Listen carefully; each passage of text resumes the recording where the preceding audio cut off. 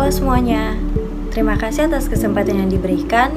Kami dari kelompok 6 akan mempresentasikan hasil diskusi kami dengan judul materi Laporan Keuangan Sektor Publik. Dengan nama anggota kelompok, yakni Agnes Yokom, Alfian Sakul, Alfionita Rakinau, Amelia, dan saya sendiri, Cynthia Abasi. We will talk about this first. Akuntansi sektor publik memiliki peran utama dalam menyiapkan laporan keuangan sebagai salah satu bentuk pelaksanaan akuntabilitas publik. Akuntansi dan laporan keuangan mengandung pengertian sebagai suatu proses pengumpulan, pengolahan, dan pengkomunikasian informasi yang bermanfaat untuk pembuatan keputusan dan untuk menilai kinerja organisasi. Did you know? Beberapa alasan mengapa perlu dibuat laporan keuangan, yaitu dilihat dari sisi manajemen perusahaan. Laporan keuangan merupakan alat pengendalian dan evaluasi kinerja manajerial dan organisasi. Sedangkan dari sisi pemakai eksternal, laporan keuangan merupakan salah satu bentuk mekanisme pertanggungjawaban dan sebagai dasar untuk pengambilan keputusan. Tujuan dan fungsi laporan keuangan sektor publik. Yang pertama, kepatuhan dan pengelolaan. Laporan keuangan digunakan untuk memberi jaminan kepada pengguna dari pihak otoritas bahwa pengelolaan yang dilakukan sesuai hukum dan peraturan yang telah ditetapkan. Yang kedua, akuntabilitas dan pelaporan retrospektif. Laporan keuangan digunakan sebagai bentuk untuk pertanggungjawaban kepada publik. Yang ketiga, perencanaan dan informasi otorisasi.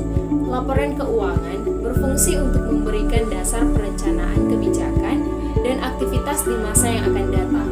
Pelaporan keuangan berfungsi memberikan informasi mendukung mengenai otoritas penggunaan dana. Yang keempat, kelangsungan organisasi. Laporan keuangan berfungsi untuk membantu pembaca dalam menentukan apakah suatu organisasi atau unit kerja dapat meneruskan menyediakan barang dan jasa atau pelayanan di masa yang akan datang. Yang kelima, hubungan masyarakat. Laporan keuangan berfungsi untuk memberikan kesempatan kepada organisasi mengemukakan pernyataan atas prestasi yang telah dicapai kepada pemakai dan sebagai alat komunikasi dengan publik dari pihak yang berkepentingan. Dan yang keenam, sumber fakta dan gambaran. Laporan keuangan bertujuan memberikan informasi kepada berbagai kelompok kepentingan yang ingin mengetahui organisasi secara lebih dalam. Kemudian ada tujuan laporan keuangan menurut STAC nomor 4. Yang pertama, laporan keuangan bermanfaat bagi penyusunan keputusan yang rasional. Kedua, laporan keuangan bermanfaat untuk menilai pelayanan. Yang ketiga, laporan keuangan bermanfaat untuk menilai kinerja manajer organisasi. Yang keempat, laporan keuangan memberi informasi tentang sumber daya ekonomi, kewajiban, dan kekayaan. Yang kelima, laporan keuangan memberi informasi kinerja selama satu periode. Yang keenam, laporan keuangan memberi informasi bagaimana memperoleh dan membelanjakan kas. Yang ketujuh, laporan keuangan memberi penjelasan dan interpretasi. Selanjutnya, pemakai laporan keuangan sektor publik dan kepentingannya. Drebin et al. Mengidentifikasikan terdapat 10 kelompok pemakai laporan keuangan. Ke-10 kelompok pemakai tersebut adalah: pertama, pembayar pajak; kedua, pemberi dana bantuan; ketiga, investor; keempat, pengguna jasa; kelima, karyawan atau pegawai; keenam, pemasok; ketujuh, dewan legislatif; ke-8, manajemen; ke-9, pemilik; dan ke-10, badan pengawas. Dan kewajiban pemakai laporan keuangan. Pada dasarnya, masyarakat publik memiliki hak dasar terhadap pemerintah, yaitu yang pertama, hak untuk mengetahui atau right to know, yaitu mengetahui kebijakan pemerintah, mengetahui keputusan yang diambil pemerintah, mengetahui alasan dilakukannya suatu kebijakan, dan yang kedua, hak untuk diberi informasi atau right to be informed yang meliputi hak untuk diberi penjelasan secara terbuka atau permasalahan tertentu yang menjadi perdebatan publik. Yang ketiga, hak untuk didengar aspirasinya atau right to be heard and to be listened to. Perbedaan laporan keuangan pemerintah dengan sektor swasta.